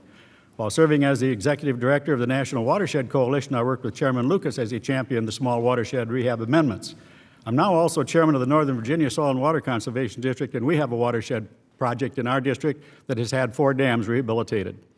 There are about 2,100 watershed projects in the United States covering 145 million acres, with projects in every state. 11,845 dams have been constructed. The total average annual benefits is nearly $2.3 billion. Conservation practices are a vital part of each of these projects. They also increase the service life of the dams by reducing sediment accumulation. There are watershed dams in 218 congressional districts. The watershed as the logical unit for dealing with natural resource problems has long been recognized. In 1993, record flooding occurred across the Midwest. 50 deaths occurred and damages approached $15 billion. I also managed the emergency watershed program then and was involved in that disaster recovery. After the floods passed, Iowa looked at their watershed projects and the flood damage reports in 4 of their counties, and the result was graphic. The areas that had watershed projects installed requested far less disaster assistance. A program evaluation also demonstrated that the actual benefits of costs in these projects was about 2.2 to 1, and the study showed that more benefits were obtained than had been originally claimed. The actual adjusted economic benefits exceeded those planned by 34%. And those numbers are low because many of these projects have exceeded their evaluation life and the benefits continue long after. When properly maintained, these dams will provide benefits indefinitely. In addition, there's more infrastructure protected today than there was when the projects were planned. Chairman Lucas's Oklahoma has been a leader in these watershed projects. Oklahoma has 129 projects in 64 counties. These projects contain 2,107 dams and provide Oklahomans with $91.5 million in average annual benefits. Ranking Member Fudge's Ohio has 27 watershed projects covering over 1.8 million acres. 77 dams have been built. Ohio also has many non-structural watershed projects underway. 24 of Ohio's 77 dams are high hazard, and some need to be rehabilitated to meet current dam safety standards. I'm also very proud of my own watershed Pohick project just across Potomac River. This was the first project planned in the United States where the watershed was being converted totally from rural to urban use. All the dams were planned as high hazard structures, and the project also developed new guidelines for erosion and sediment control in urban areas. The Pohick project is operated and maintained by Fairfax County, and I would invite your subcommittee members to come over across the river sometime and visit us. We'll give you a tour, and I think you'd be very impressed. So why should the federal government be involved with these watershed programs? Well, they're not federally owned, but federally assisted and locally owned. They are locally initiated. They consider environmental values. They address the needs of low-income and minority communities, and best of all, they're programs people actually like. Local conservation districts, the Nrcs, and state conservation agencies combine to make a very effective delivery system for providing technical assistance to people. But that delivery system is currently strained. A healthy federal partner is critical to this partnership. The delivery system is in place, but by continually downsizing Nrcs, we are eroding the most effective and efficient means of working with people that has ever been developed anywhere. This system and its ability to produce food and fiber is the envy of the entire world. In my view, these watershed infrastructure programs are national priorities. Chamber of Commerce CEO Tom Donahue recently wrote, according to a new chamber poll, fully 70% of Americans want the federal government to invest in infrastructure. Our watershed project infrastructure should be a major part of that investment. Thank you for this opportunity. Thank you, Mr. Peterson. Mr. Finney, you're recognized for 5 minutes. Good morning, Mr. Chairman, Ranking Member, and members of the committee. My name is John Finney, and I serve as the president of the Red River Watershed Management Board of Minnesota and the co-chairman of the Red River Retention Authority. I farm with my brother Dan near the Canadian border along the Red River of the North, where we experience frequent flooding and extended inundation of floodwater on our land. The Red River Retention Authority represents 22 Red River watersheds and water resource districts in North Dakota and Minnesota. The Retention Authority is a joint powers agreement between the Minnesota Red Board and the North Dakota Red River Joint Water Resources Districts. The mission of the Retention Authority is to implement the long-term flood solutions plan set forth by the Red River Basin Committee, and you have an attachment that would have that report in it. Since the devastating flood of 1997, the Red Board and the North Dakota Joint Board, the Retention Authority, along with several partners, have implemented projects which provide over 185,000 acre-feet of flood storage upstream.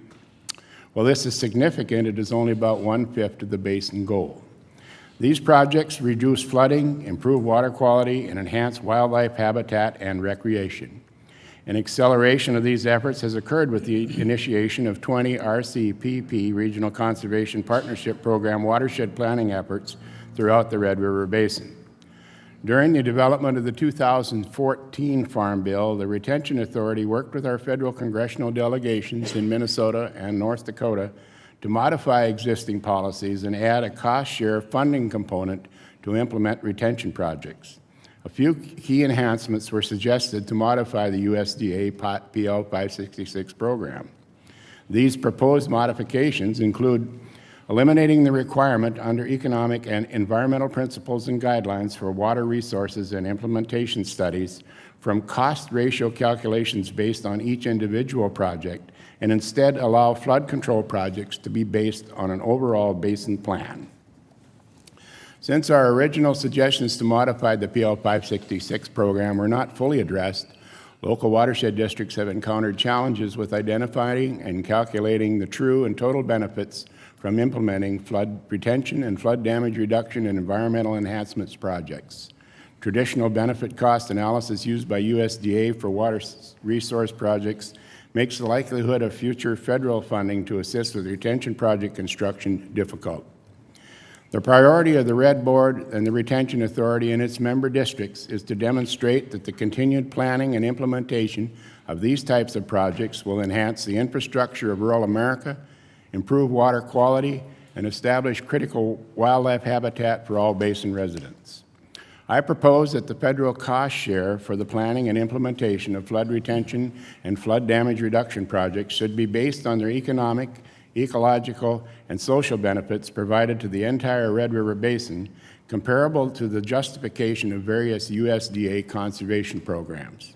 This approach would be a significant improvement to the formula for funding federal assistance that encourages a public-private partnership for the Red River Basin watersheds. For rural America to compete with this program, there needs to be a modification of existing programs or new programs that allow partnerships to thrive and encourage project implementation. These changes would assist in strengthening and achieving the partnership goals identified in the RCPP program. The 2014 RCPP program was an excellent start to assist organizations like our Red Board and the Retention Authority to reach their goals. The foundation has been laid to plan and build distributed retention projects to alleviate local watershed and basin flooding problems while incorporating environmental enhancements to improve water quality, wildlife habitat, and water supply and recreation. Collectively, we must continue to assist one another in achieving a safe and economical, productive Red River of the Basin North. Please consider implementing these proposed changes to provide for USD funds to be utilized for watershed and water resource projects using a variable cost share rate based on true and identified needs, not only of the RCPP watersheds, but the entire Red River Basin. Thank you for the opportunity to provide testimony to you today. We sincerely appreciate your continued efforts in drafting the new Farm Bill. Thank you, Mr. Finney. I now recognize myself for 5 minutes. And Mr. Burns, you're exactly right about the drought of the 1950s. Granted, I was not around at the time, but the effect in the Southwest, Oklahoma and Texas, when it broke, starting in 57, 58, and 59, the deluge was just amazing according to records in my parents' accounts. So it did drive forth the process to accelerate this. First, let me turn to Mr. Emmons for a question. You're not just a conservation activist, you're an all-around conservation-focused farmer. Expand for a moment, Jimmy, about how all this intertwines together. Good stewardship of the soil, the water retention structures, making these investments, the environment, if you would, for just a bit. Yeah, it's a very intricate partnership from local producers from there downstream. We've got to worry about catching the first raindrop, get it in the soil. We've got to worry about coming into the small watersheds, the release out of that down through there. So it's an intricate system of how we control the water when it comes. And, you know, where it's range management, Mr. Bramlett talked about cover crop systems above streams. All that helps with water quality as it moves down into the sheds. But we still have to have them sheds there to catch the heavy rainfalls like we were just talking about, and also releasing that slowly out of that 10-day interval there. And so it takes a lot of O&M, operation and management, inspections on them dams to make sure that they're very functional. And it's worth reinforcing the point that the protection is provided from that letdown pipe all the way to the ocean. Oh, yeah. It's not just on the farm or the neighbor down the road or the county road. It's all the way to the Atlantic if you live in Oklahoma, or it's all the way to the Pacific if you're on the west side of the Rocky Range. Yeah, what happens on my farm is affected clear downstream to the ocean. Mr. Peterson, you've been involved in the process a good long time. Yes, sir. Clearly. And you've observed and been a big part of the progress that we've made. There's always more to do. Expand for a moment on that. Well, as Mr. Bramlett told you, he told you a little bit about the backlog and the things they're facing in NRCS. I happen to believe Public Law 566 and these watershed programs is one of the best tools ever invented to not only do conservation work on the land, but flood management, flood damage reduction work. And it's just unlimited how much of this, how many benefits we can get in this country from installing watershed kinds of activities throughout the United States. And as we mentioned in Ranking Member Fudge's state, they're even doing a lot of land treatment projects now that don't have structures in them but are addressing all those land treatment conservation measures. So I think it's unlimited how much we could accomplish if we had the ability to do so. And that ability is somewhat limited, not just by funding, but by the people available to do the work. But to me, this is one of the best authorities I think we've ever had. And Mr. Burns, in your community where the programs have been successfully implemented, the citizens understand and appreciate that? Yes, sir. Yes, sir. Yes, sir, they do. But I think citizens downstream probably are better served than the local citizens. So now it's 348 miles from my home to the Gulf of Mexico, and the downstream partners we have, and I call them partners because just downstream of me benefits greatly. The Tarrant Regional Water District is a partner of ours in the maintenance of our structures and land treatments, and that's incredibly beneficial to them. They say that a penny invested saves them $1. They get 100-fold on the investments they put in my county. Mr. Emmons and I come from a community that was the center of the abyss of the Great Depression and the drought of the 1930s. And this is a legacy issue, not just a current issue, but a legacy issue, I think, for both of us, in that we had an activist by the name of Red Males, my family's banker from 1924 until 1989, who was a big proponent after the 1934 flood in helping drive members of Congress in Oklahoma in this direction. It is important, right, Jimmy, that we continue to work on that great legacy laid down by our predecessors. No, it's very important. I mean, that was an unprecedented flood back then, and lots of loss of life. And as I alluded to in my family farm, I mean, it sheared off the topsoil as deep as Granddad had plowed it, and that's hard to replace. But it also affects water quality downstream, and that's what we really need to think about in legacy here is like you said, all the partners from my farm downstream that is affected by what we do there on my farm. So yes, it's very, very important that we continue that legacy to protect our citizens, protect our roadways, and protect our soil. And to share these accomplishments with the country as a whole, the opportunities that prevail. That's correct. With that, my time's expired. I turn to the ranking member for 5 minutes. I thank you all for your testimony today. Thank you, Mr. Chairman. The Trump administration budget does not request any funding for the Small Watershed Rehabilitation Program for fiscal year 2018, citing that maintenance, repair, and operation of these dams are the responsibility of local project sponsors.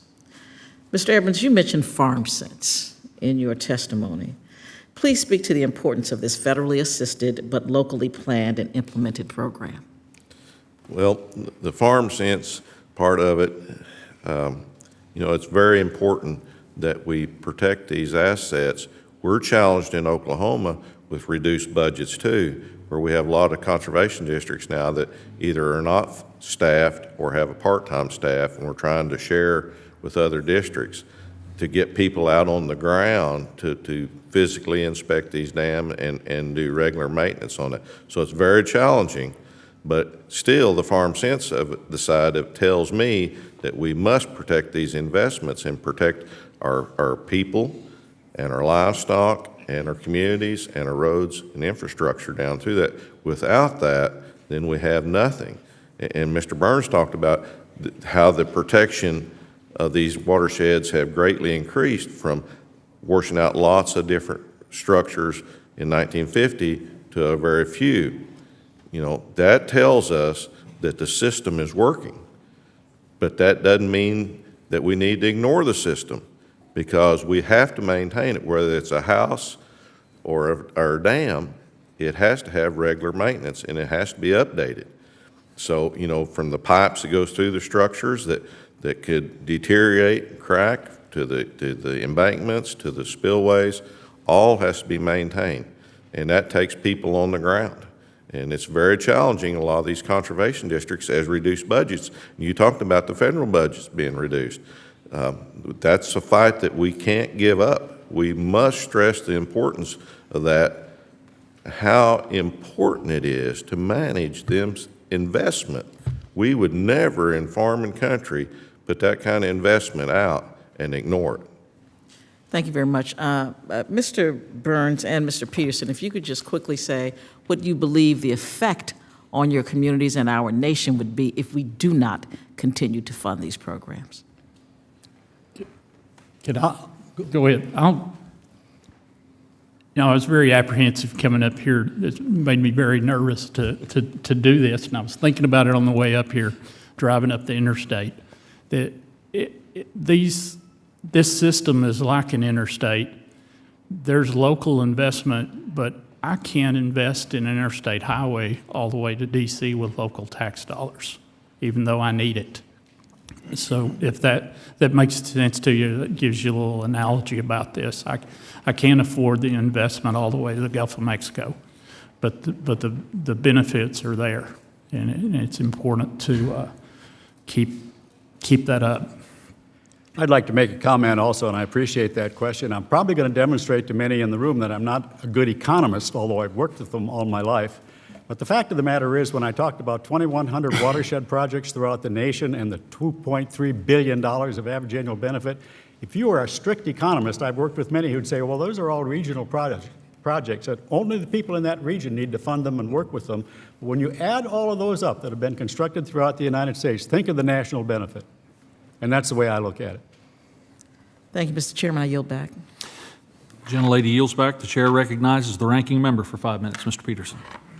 Well, thank you, Mr. Chairman. And Mr. Feeney, after the discussion I had with Mr. Bramlett, so you folks, Retention Authority, your people, raised these issues with NRCS? Yes, sir, we have. And they told you that we had to change the law? Is that what the answer? Exactly. They didn't have any flexibility on the cost benefit without?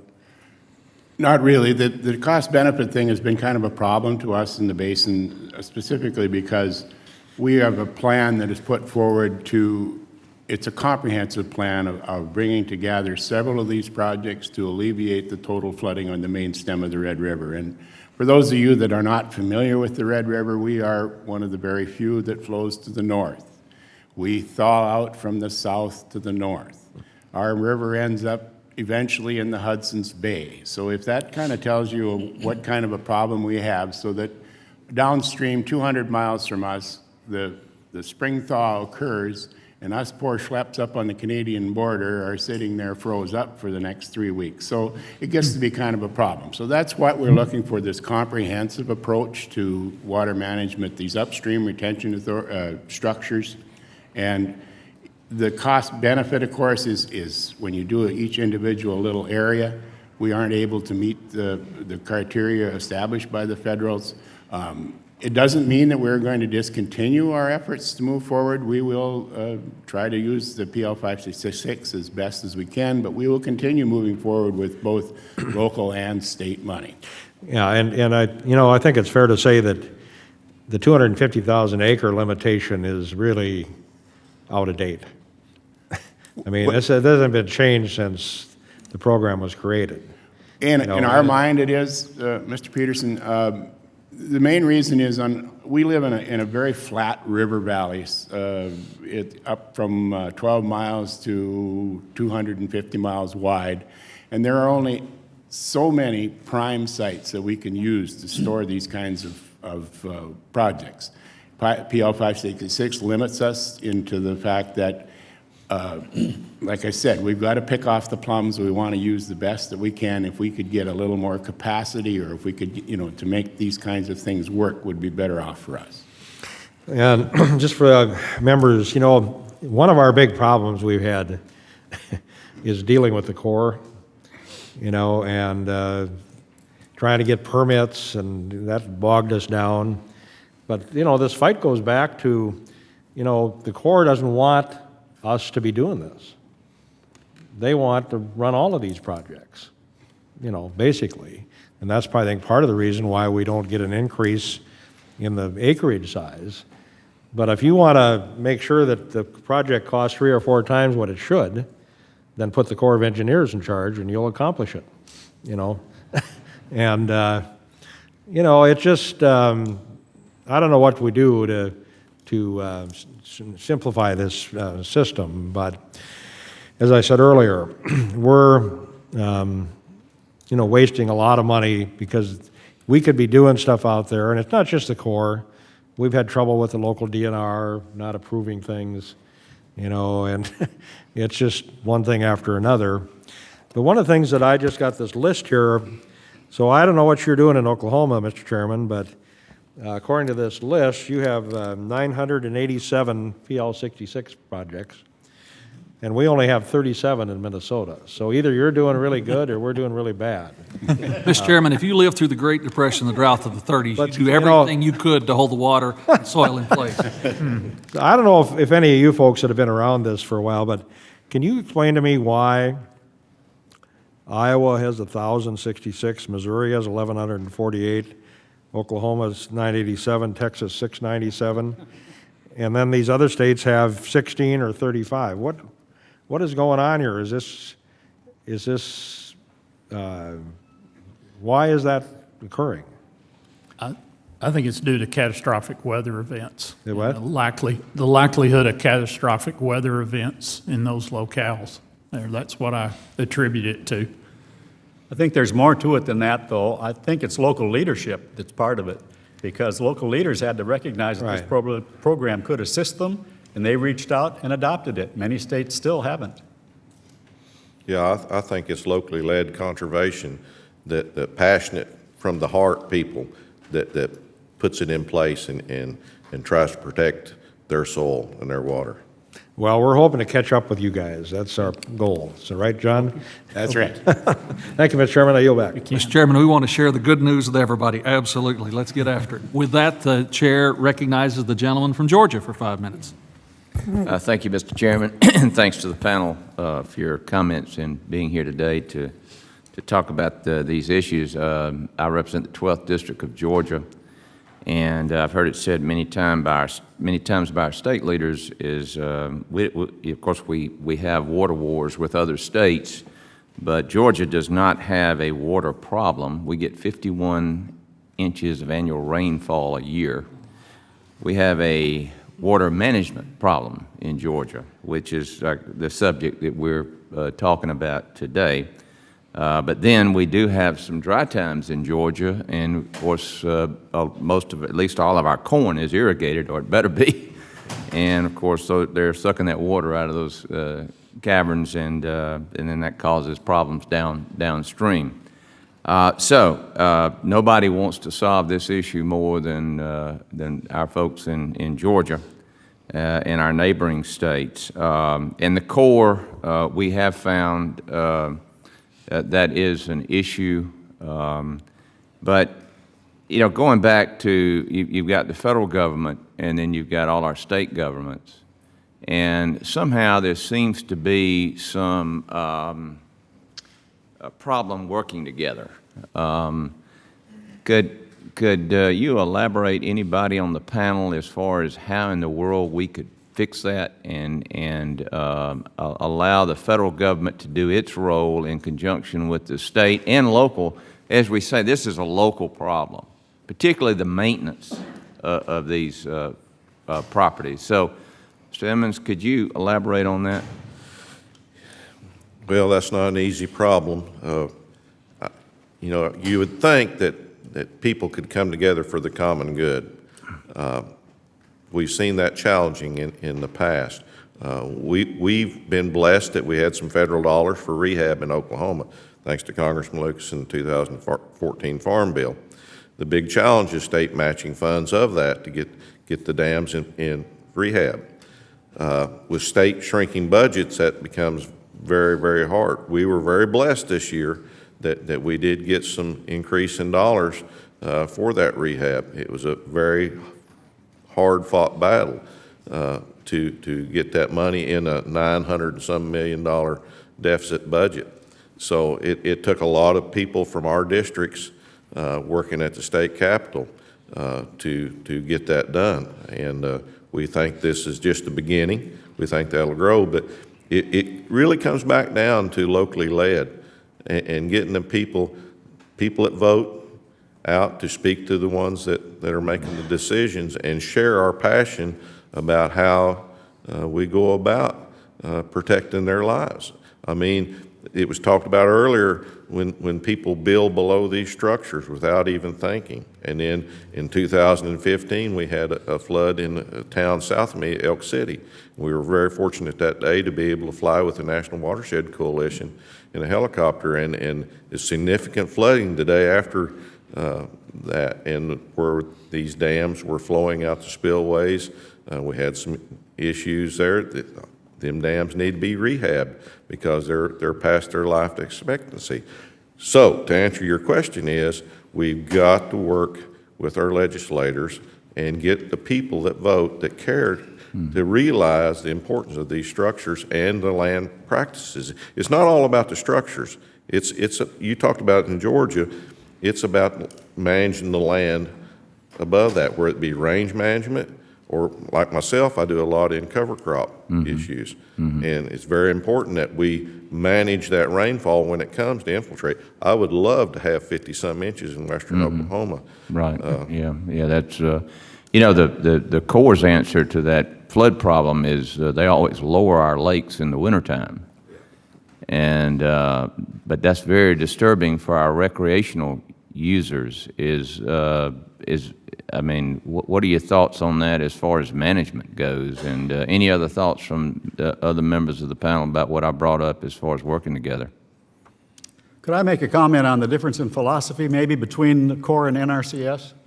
And I respect the Corps quite a bit. They're marvelous technicians. I think they do what they feel like they're directed to do. But there's a book that I'd recommend for your late night reading called Big Damn Foolishness, written by a gentleman named C. Elmer Peterson from Oklahoma. It talks about the difference in philosophies and how one program went one way and one went another. It's a marvelous book on the background and philosophies between the two agencies. Okay, good. I think The gentleman yield for me for a moment. Yes. There's an additional issue to consider.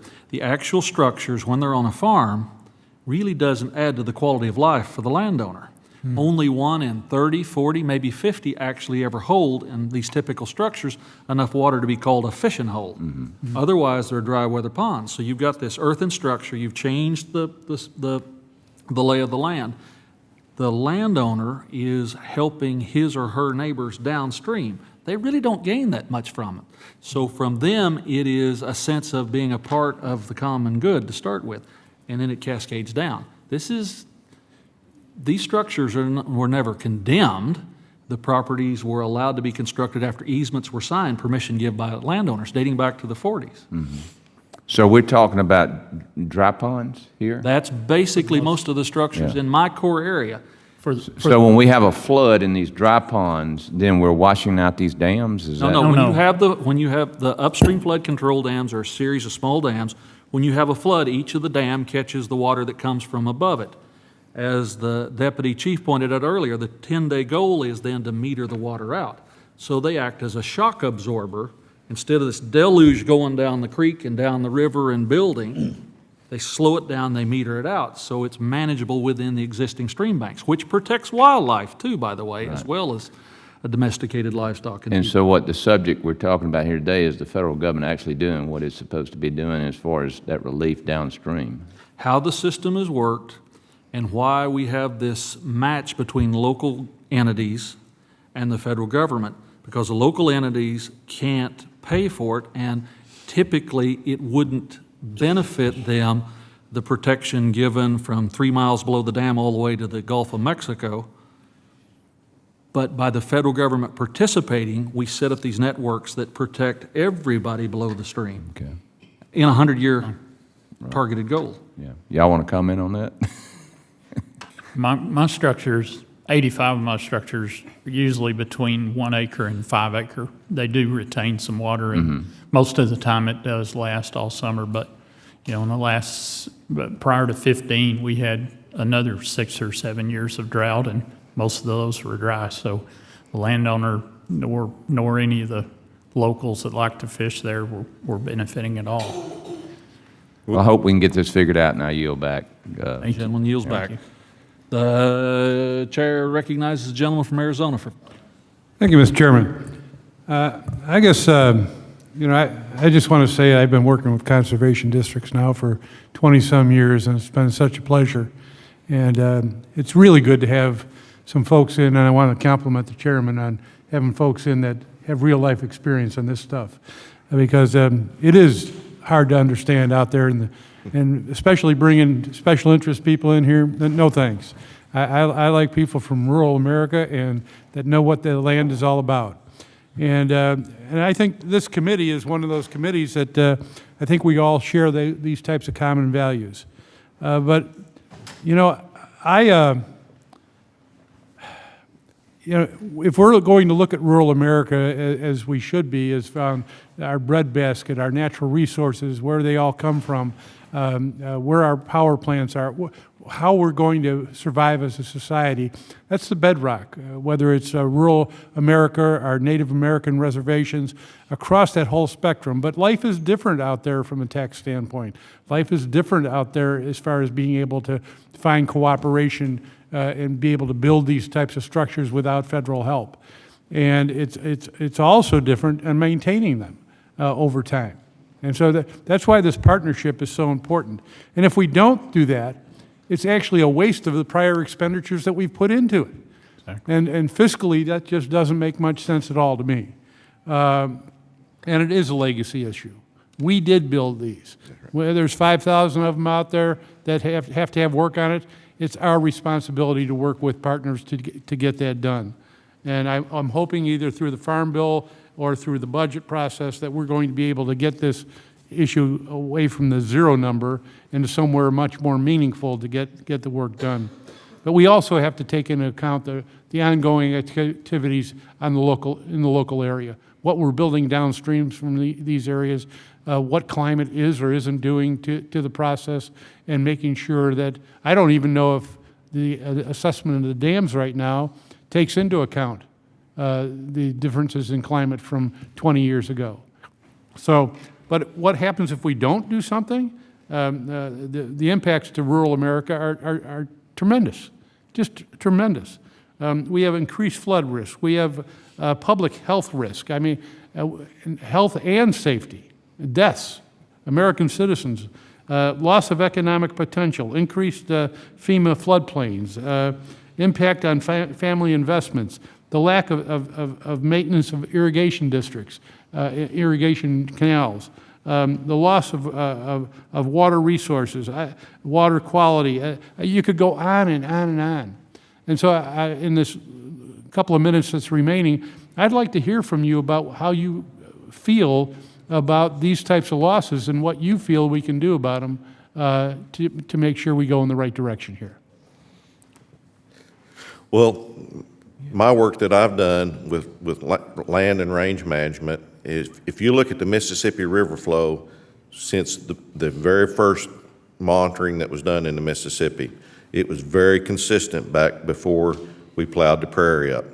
There was some ups, a little downs, but it was pretty flat. As the native prairie started being tilled up and put in production, we started seeing bigger swings. And the more we tilled, the worse that got, because it gets back to the point Mr. Bramlett brought up a while ago about organic matter in the soil. We can't capture the water in the soil as that organic matter was depleted.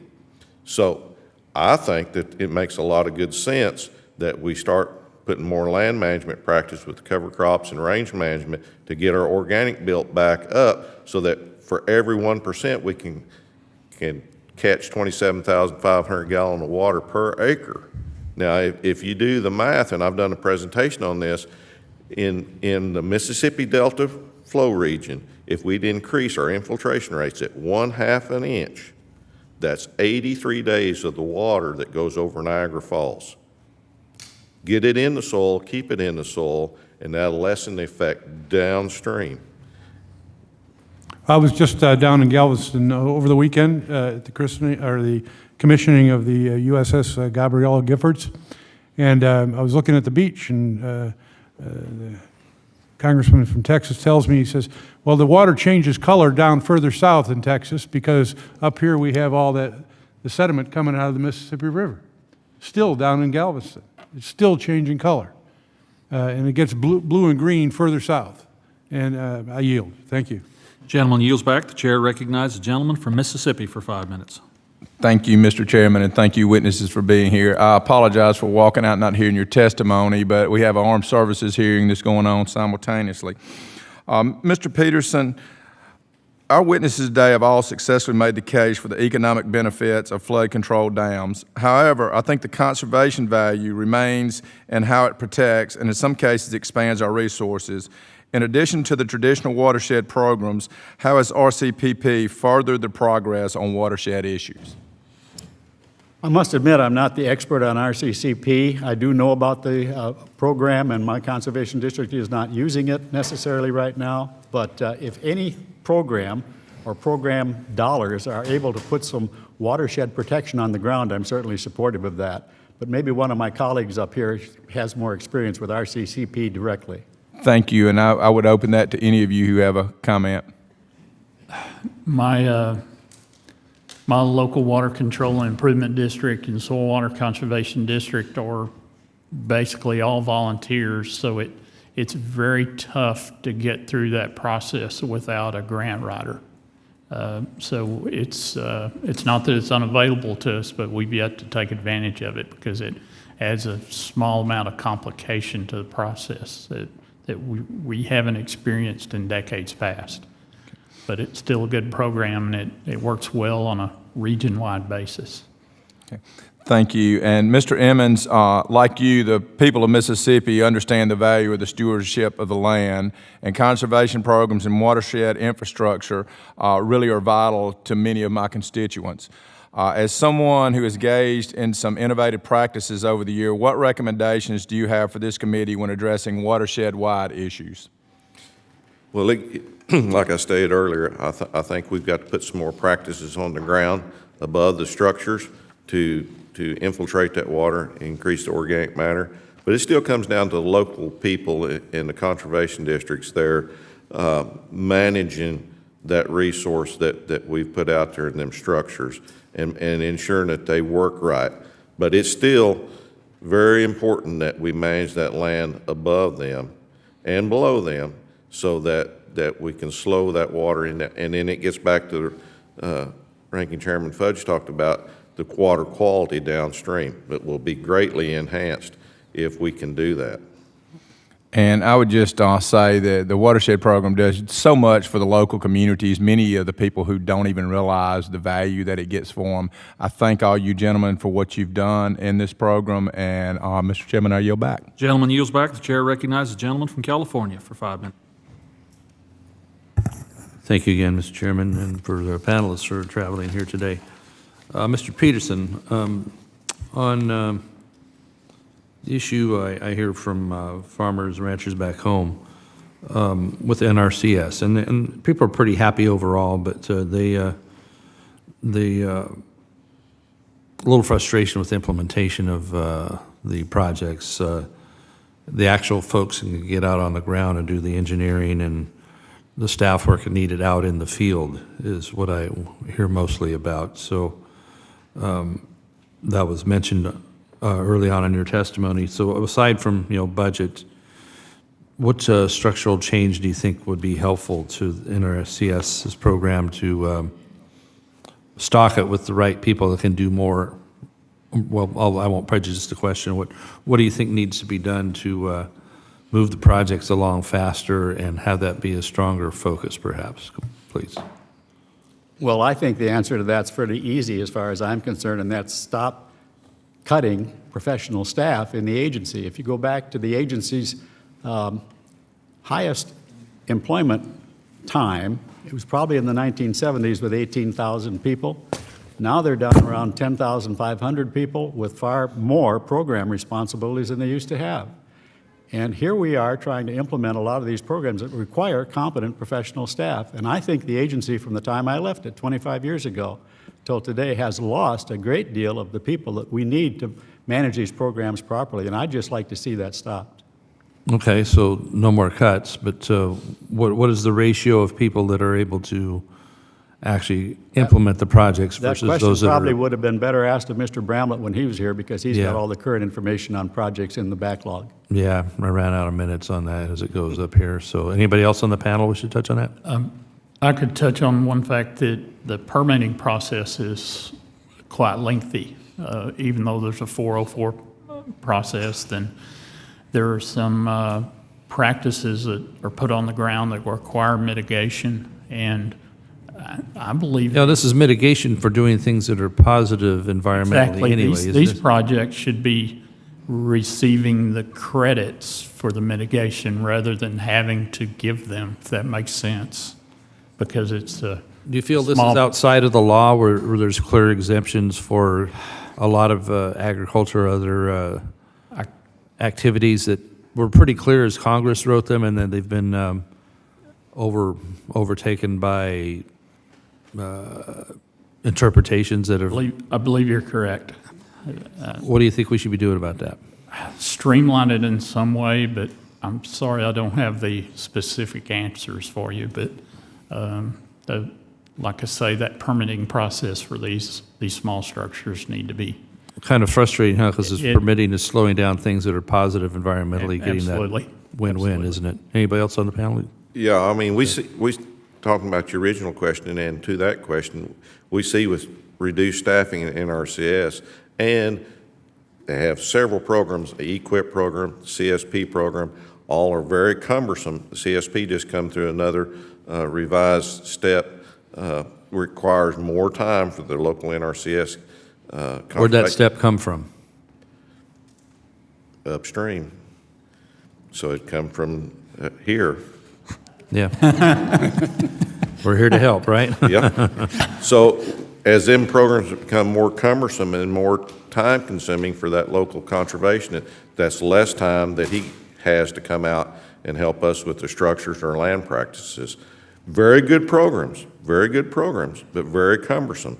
And with RCPP, that's another example of a very good program that once you get it on the ground, you can do great things, but it's very cumbersome to getting it implemented. Well, we need checks and balances so you don't do rampant projects without, proper review. But I guess we need help understanding here or attacking the core problem of when is too much permitting, when is too much, where's the line between just enough permitting, just enough review, and this cumbersome business you're talking about here? Because, yeah, we want to have guidelines, but we also want the rubber to meet the road on getting projects done. Possibly some bracketing as far as acreage covered or size of the structure, and then possibly some exemption to a portion of that if it meets some criteria. Yeah. And you got to have some trust that the local people that own the land have the greatest passion for the land.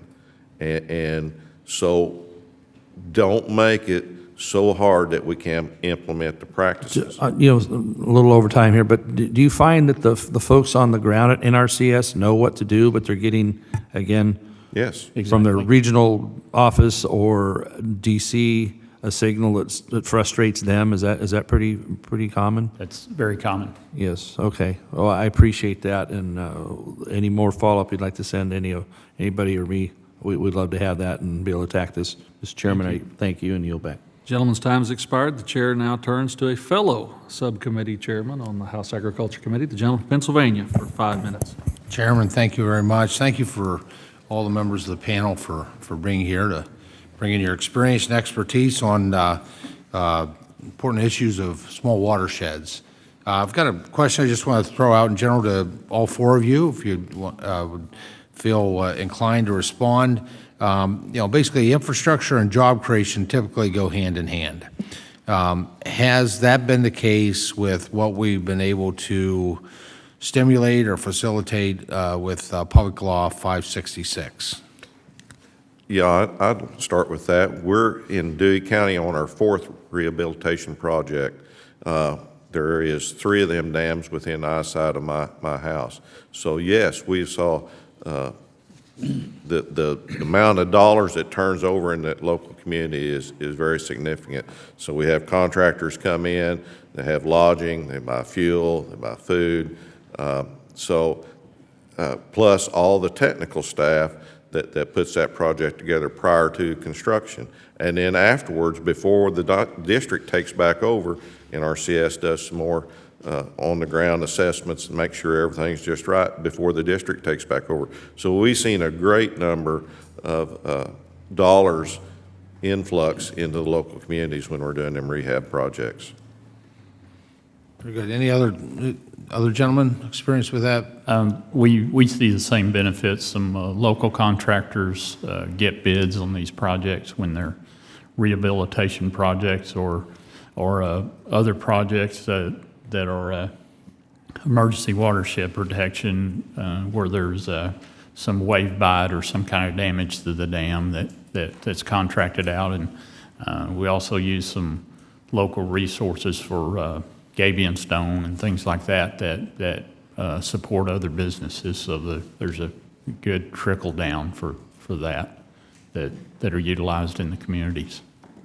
I'm sure the NRCS today can tell you about how many jobs are created with these construction projects that they have. I know in my day we could do that. We made some estimates of that, but I can tell you that there is job creation as a result of this construction. Very good. Mr. Finney, RCPP was one of the largest changes in the conservation title in the last Farm Bill. It was designed to address conservation concerns on a landscape level. Now that it's been fully implemented, how has it worked in conjunction with Public Law 566 and the rehab program?